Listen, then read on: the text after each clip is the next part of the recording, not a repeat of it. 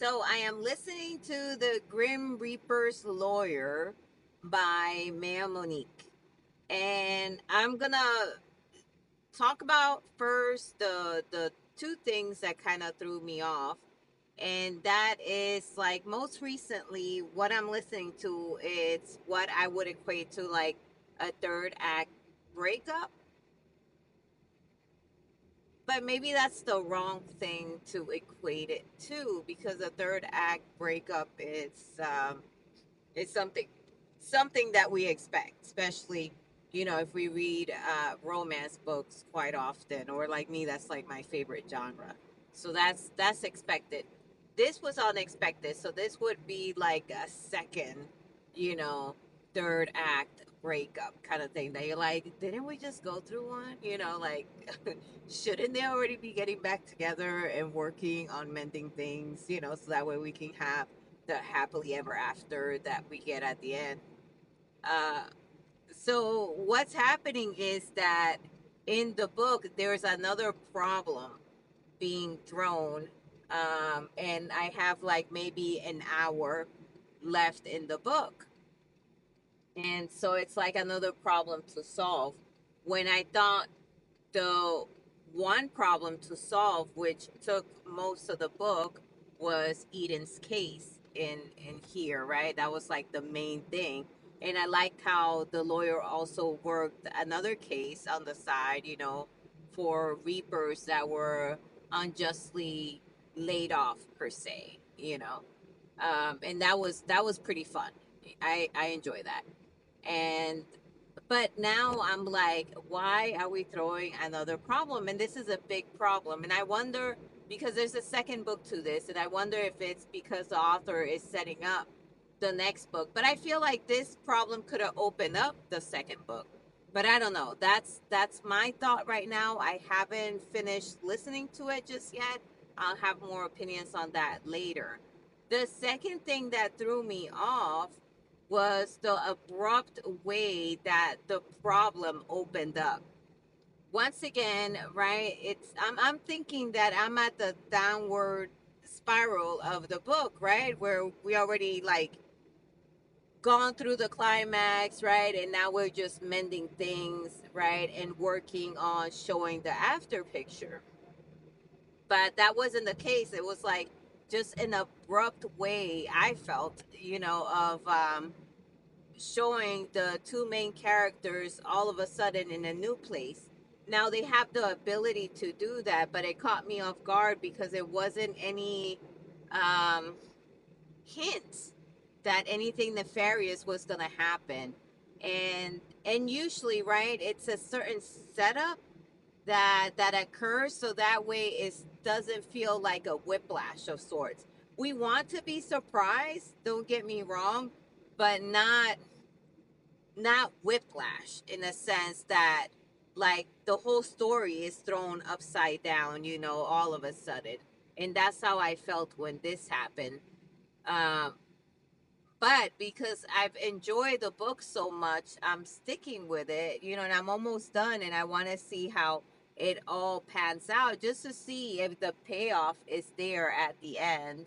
As of now, I'm going to read the second one because I really do enjoy the main character, the lawyer, quite a lot. She is witty, smart, and I love her banter and her comebacks, especially with her romantic lead and everyone else. I like it. She is like, she's supposed to be going to heaven, but it's like she lies out of her elbows and everything, and it's just like, to me, that is so funny. She's such a great character in a funny kind of way, and I love her, and I think that's why like I'm sticking with the book. But those two things like really threw me off. um Another thing that threw me off, but in a good way, was was the sex scenes. Like, oh my goodness.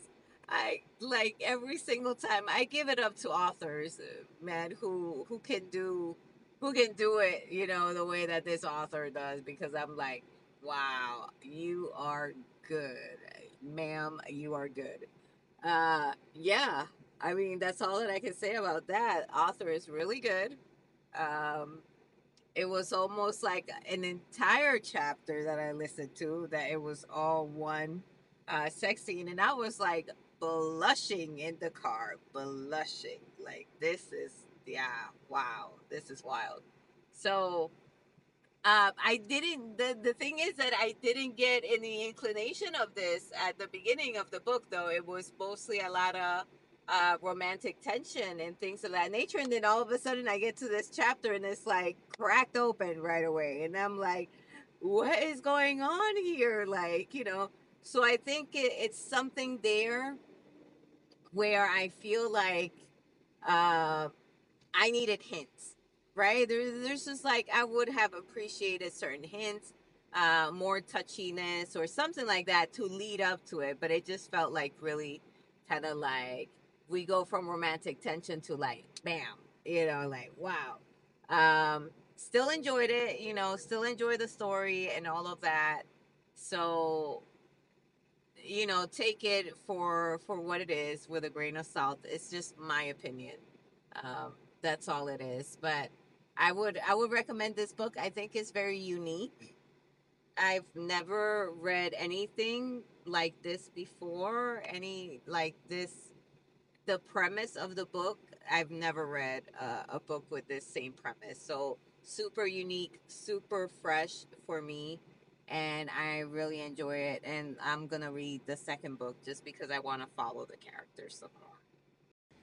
All right, here's my second part to The Grim Reaper's Lawyer by Mia Monique. So something else that I caught that I didn't necessarily like, it's just not my thing. Once again, these are just my opinions on the book. Uh, that is all. It was just the way that towards the end the author used sex and sexual play to kind of like get Eden to have Joy agree with him to not get into danger ever again. And I don't know. My personal opinion is I would have rather lose use logic in it, you know. But right, that's just me and my personal preference and what I like. So I can understand how that is enticing to see, to read, to visualize the sexual play in there and that stuff, you know. But other than that, is just like I was like, yeah, don't really care for that bit, you know. But other than that, I mean, it was pretty good. I enjoy the book. I enjoy the most the character, Joy. I think she is just spunky. She is just like an amazing character to write along with. And it's like on the last bit right there, how she was in a meeting. She's like her mind is in La La Land, which is totally relatable to me. And she gets caught and called out for it. And she's like, "Why you gotta embarrass me like that?" And I'm like, "Yep, so true." So Joy to me was a very relatable character. It was a character that I truly enjoyed. So that's why I'm gonna read the second one. Not just because of Joy, but also because the author did an amazing job at giving us a cliffhanger, a very visual, enticing cliffhanger of God, coming up, as I was gonna say as naked as he can be, and just disrupting the whole flow of the story, and that is amazing. That is amazing. So yeah, for sure I will be reading the next one, because I mean, how can you not after that cliffhanger? And for those listening to this, if you want to see like how to get readers right to read the next series, look into the Grim Reaper's Lawyer, and at the very least, read the last chapter so you can see how that works, because that was amazing, my friends. That was amazing.